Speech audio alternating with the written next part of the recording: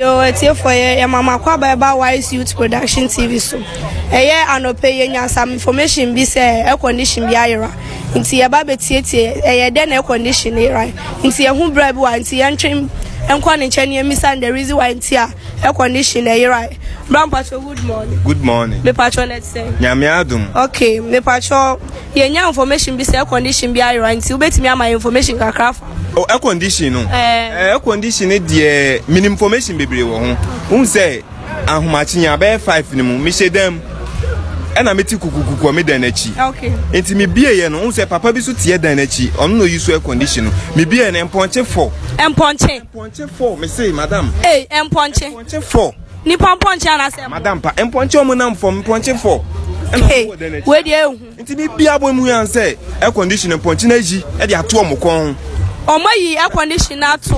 Aponche ba kokora de onu say ya o. Say ya no dey. Ah, dey come America. O dey come because we air conditioner e dey ko.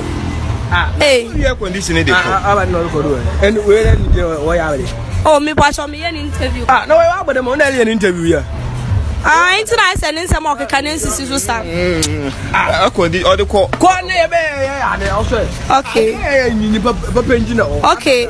Ami above me dey me gina wa na ye interview o ye. Na okra say bodam ni no kra ne dress kra first. Ono forget o ya atale dey me twa bi atumi she.